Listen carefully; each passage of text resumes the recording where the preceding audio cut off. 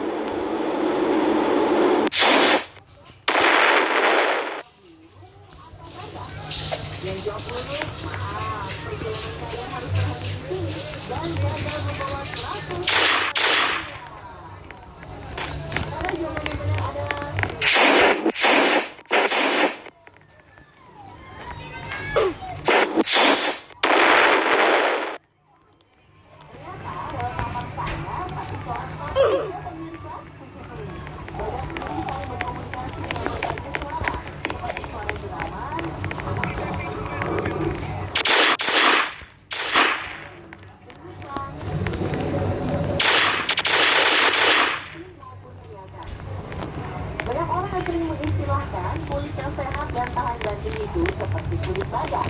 Padahal faktanya, kalau badak punya kulit tebal bisa mencapai 5 cm, kulit mereka justru sangat sensitif terhadap gigitan serangga atau sinar matahari yang terik.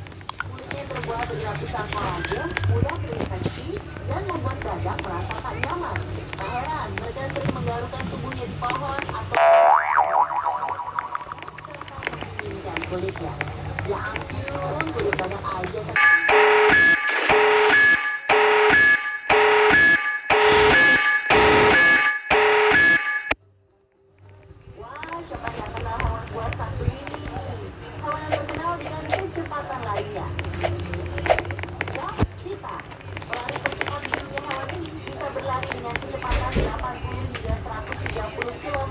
jam.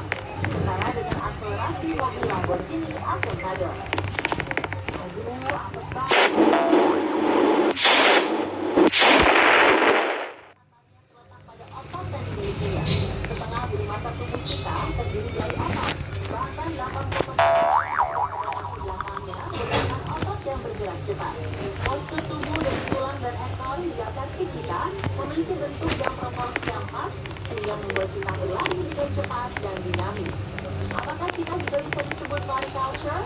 Panggil aku pelari culture. Panggil aku pelari culture. Lari cepat, badan tegang, gigi tajam, suaranya.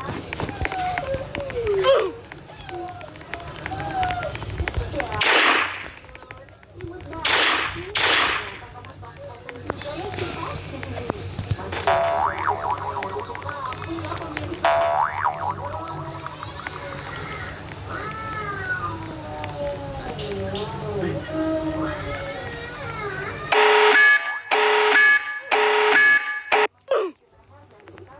Kecil. Jadi gak heran kalau suaranya imut-imut.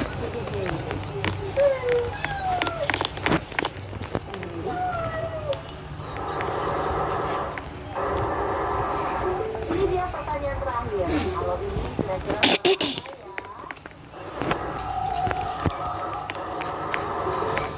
ada yang bisa jawab? Kamu kalau lagi main drama.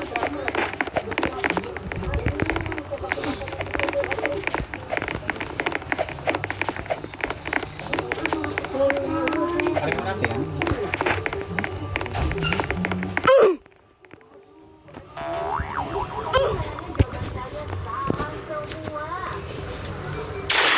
Langsung aja studio.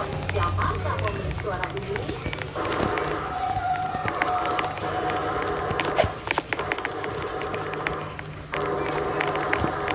Ternyata burung studio atau dikenal dengan burung paruh sepatu. Memang mirip sih sama suara helikopter atau suara tembakan senjata. Kalau burung dan musiknya sih yang dengar atau pada siaran ya sepertinya. Paruh satu ini merupakan burung besar dari Afrika Timur yang hidup di sekitar rawa. Jadi paruhnya unik mirip sepatu dengan ukuran yang besar untuk memangsa ikan hingga ular. Tingginya bisa mencapai 1,2 meter.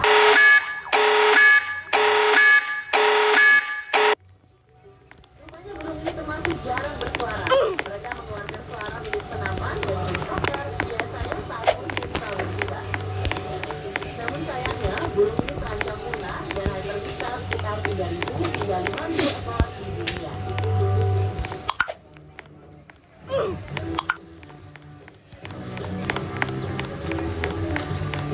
Pemirsa, terima kasih telah menyaksikan.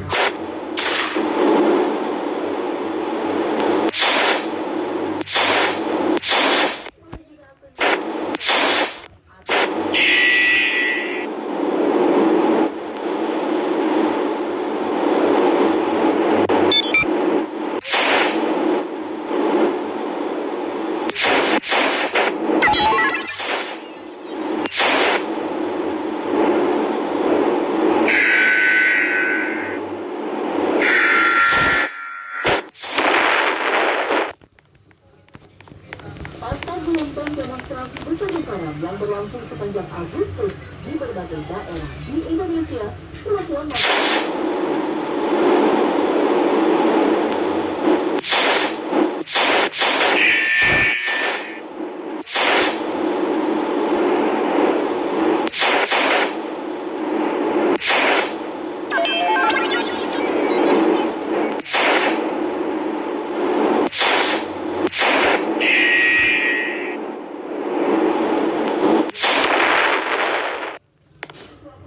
agar seluruh mahasiswa yang ditahan polisi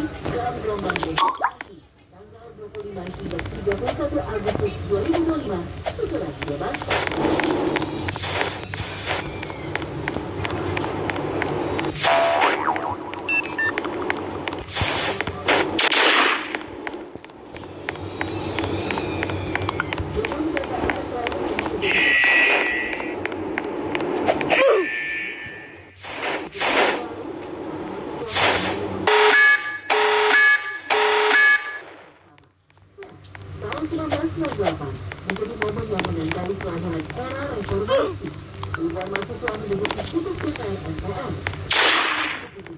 Namun merangkap masuk ke lorong ataupun ke ruangan lobi.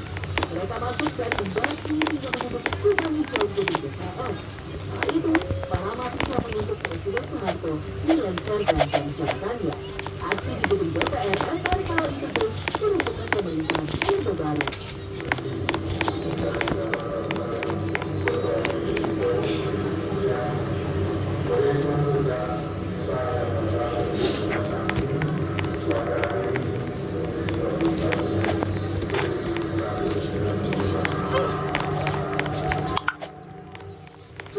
Setiap kali gelombang protes mengguncang jalanan ibu kota, gedung DPR MPR RI menjadi sasaran.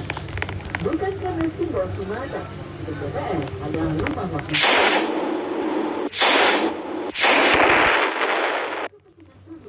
Sejak awal era reformasi, gedung DPR selalu menjadi medan perjuangan. Suara yang diabaikan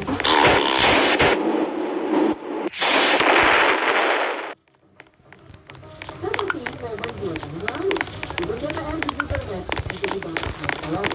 Kemudian gedung parlemen berubah menjadi bermacam tanda berkonotasi negatif. Mulai dari istana khusus perdasi, gedung orang tidur, tempat tidur Puan Megawati, gedung oknum korupsi terbesar di Asia, taman perindustrian.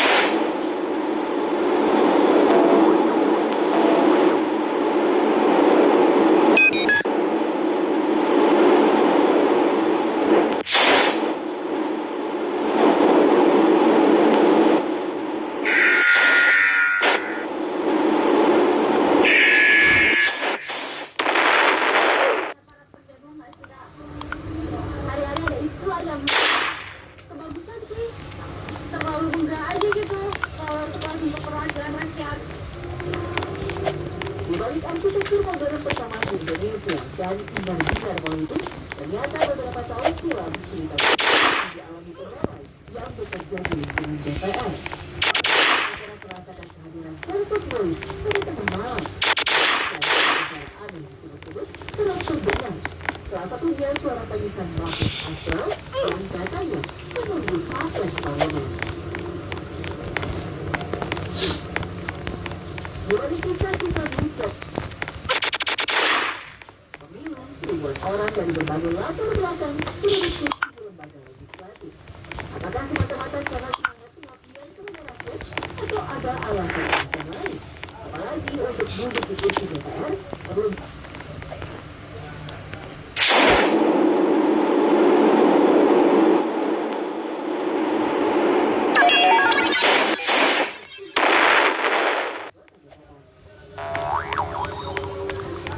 dan diberikan sebagai saat baru ini pertama kali terjun politik dan juga caleg pertama kali pastinya juga itu hal yang sangat kita perlu apalagi untuk Aldra sendiri adalah kita rana 500 juta untuk satu bulan. Itu keluar yang dibagi pada 8 Maret 1995. Bung Karno sekaligus pencetus pembangunan gedung untuk para wakil rakyat itu.